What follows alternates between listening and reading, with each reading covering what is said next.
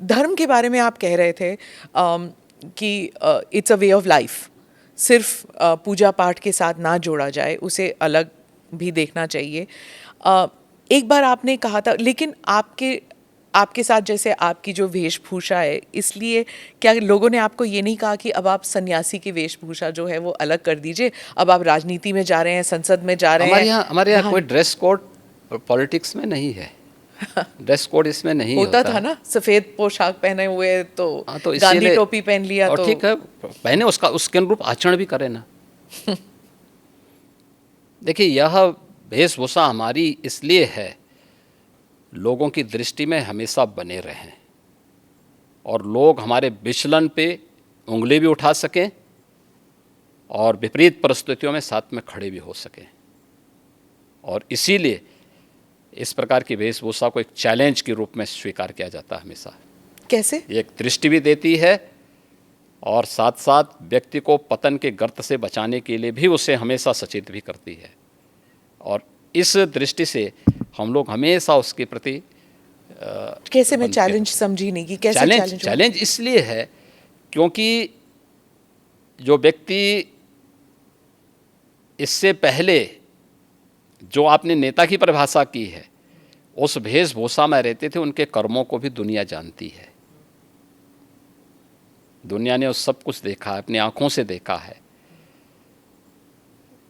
और हमारे सामने भी चैलेंज है कि हमें अपने आप को परफॉर्म करके साबित करना है, जिससे हमारी पार्टी को, हमारे नेतृत्व को और हमारे इस बाना को भी कटघरे में न खड़ा होना पड़े। पर जब आप भगवा वस्त्र धारण करके आप संसद में जाते हैं और उसके बाद आप चीफ मिनिस्टर बनते हैं, तो एक ग्रुप है जो समझता है कि ये बहुत ही राइट विंग है, ये बहुत ही हिंदुत्ववादी हैं और हर चीज़ को भगवा कर दिया, तो फिर मतलब it's only for Hindus, he is a chief minister only for Hindus. ये इंटरनेशनली भी लिखा जाता है, अखबारों में ऑपेड एडिट्स आते हैं कि ये बहुत ही एक्सट्रीम राइट विंग है, एक्सट्रीम हिंदुत्ववादी हैं। उनके कपड़ों से ही पता लग रहा है कि हर चीज़ भगवा है। देखिए, मैं पिछले 6.25 वर्ष से अधिक समय से उत्तर प्रदेश का मुख्यमंत्री हूँ जी। हमारी पार्टी और हमारे नेतृत्व ने मुझे 2017 में, मार्च 2017 में दायित्व दिया था और 2017 से उत्तर प्रदेश में कोई दंगा तो नहीं हुआ। मुझे एक बात बताइए, दंगा होता था तो केवल हिंदू मरता था क्या? केवल हिंदू की संपत्ति चलती थी? अगर दंगा होता था, अगर हिंदू मरता था तो मुस्लिम भी मरते थे। हिंदू व्यापारी की संपत्ति जलती थी तो उसके सटे हुए मुस्लिम व्यापारी की संपत्ति भी जलती थी। अगर गुंडे किसी हिंदू बेटी के लिए खतरा थे तो मुस्लिम बेटी के लिए भी उतना ही खतरा थे।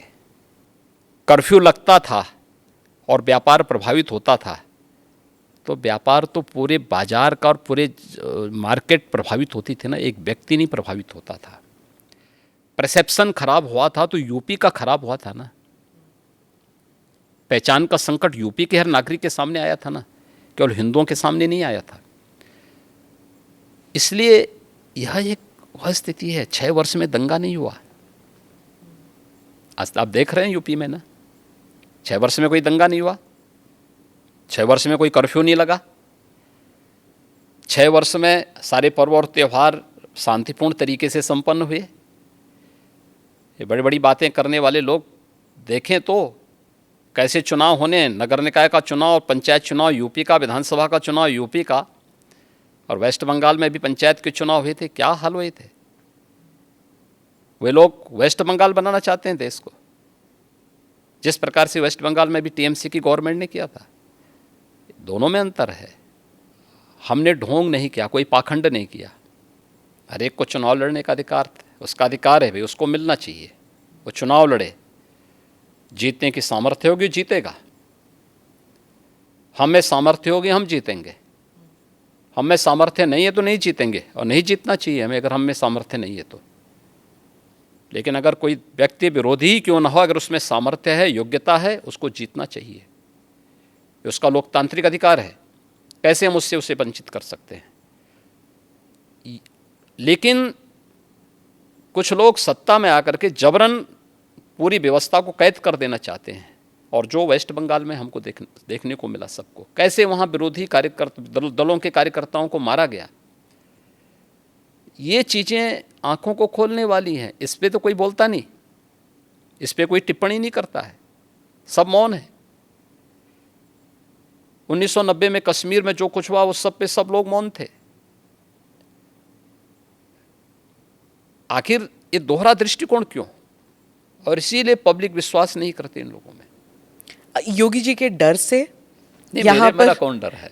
नहीं, आपने एक बार कहा था ना कि एक हाथ में माला है, एक हाथ में भाला है। बुरा क्या तो है? तो बुरा क्या एक आपका एक जो आक्रामक तरीका है टू डील विद माफिया, क्या इसकी वजह से यहाँ पर है? नहीं, देखिए, हम लोग तो सज्जनों के लिए जितने संवेदनशील हैं, दुर्जनों के लिए उतने ही कठोर भी हैं। और इस शासन की रणनीति है, शस्त्रेण रक्षते राष्ट्रे शास्त्र चिंता प्रवर्तते, यानी व्यवस्था सबकी सुरक्षा के लिए आवश्यक है। सुरक्षा सबको, कानून का राज होगा, लेकिन कानून को बंधक बनाने की छूट किसी को नहीं दी जाएगी। कोई भी हो, कतई नहीं देंगे। आपने ये भी कहा था कि कानून जो है वो मानव के लिए होना चाहिए, दानव के लिए नहीं। ठीक बात है। पर एक कॉन्स्टिट्यूशनल डेमोक्रेसी में सर, हर जीव जंतु के लिए कानून एक जैसा होना चाहिए। मतलब शेर भी शिकार कर सकता है, गाय के लिए भी उतना ही हक तो है। क्या आप शेर को रोकते हैं क्या? नहीं तो आप शेर को बोलिए ना जंगल में जाके, नहीं रोक सकते। वही नहीं, मैं आप बोले ना कि शेर महाराज शिकार मत करिए, आपको हम रोटी खिलाएंगे, जाइए रोटी खिलाइए। तो वही मैं कह रही हूँ कि कानून में मैं वही कह रहा हूँ, वह एक वहाँ की नेचुरल व्यवस्था है, और वह नेचुरल व्यवस्था, दंड का प्रावधान, यह एक व्यवस्था का प्रावधान है। और वह व्यवस्था, वह प्रावधान कानूनन ही लागू होती है, गैर कानूनी तरीके से नहीं लागू होती। तो चीफ मिनिस्टर कैसे तय कर सकते हैं कौन मानव है, चीफ कौन दानव? मिनिस्टर कहाँ तय करते हैं? चीफ मिनिस्टर तो एक बात बोलते हैं कि भाई देखो, शांति बनी रहनी चाहिए। हम तो हमेशा शांति का उपदेश देते हैं। कुछ लोग तो नहीं मानते कि आप शांति, सिर्फ शांति, मतलब आप बुलडोज़र बाबा, ये सब आपके साथ, आपके नाम के साथ जुड़ा हुआ है। और आपका जो एक सिस्टम बना है, बाकी चीफ मिनिस्टर्स भी उसको कॉपी करने लग गए हैं। मुझे एक बात एक जगह आप बुलडोज़र बाबा है तो वहाँ बुलडोज़र मामा भी आ गए हैं। मुझे एक बात बताइए, इतने बड़े प्रदेश में इंफ्रास्ट्रक्चर का डेवलपमेंट होना चाहिए कि नहीं होना चाहिए? जी। और क्या इंफ्रास्ट्रक्चर के लिए क्या आज भी हम कुदाल और फावड़ा लेकर के जाएंगे कि हमें उसके लिए बुलडोजर और आधुनिक मशीनें चाहिए? बुलडोजर बाबा उसके लिए नहीं कहा जाता आपको सर, आप भी जानते हैं। अब इंफ्रास्ट्रक्चर के मार्ग में कोई बाधक होगा। यहाँ पहले होता क्या था, कोई कार्य स्वीकृत होता था, अभी पैसा अलॉट हुआ नहीं कि माफिया जाके ज़बरदस्ती हड़प करके सामान गिरा देते थे। अब लैंड का अलॉटमेंट हो रखा है कि यह हाईवे यहाँ से अयोध्या के लिए बनना है, ये बाराबंकी होते हुए बनना है, तो सत्ता प्रायोजित माफिया क्या करते, कहते नहीं नहीं, अब ये यहाँ से नहीं बनेगा, हमारी सुविधा इधर से है, हम इसको यहाँ से बना करके वो अपना वहाँ पे मिट्टी और गिट्टी सब गिराना प्रारंभ करते थे। आधा दोरा काम छोड़ के पैसा निकाल लेते थे।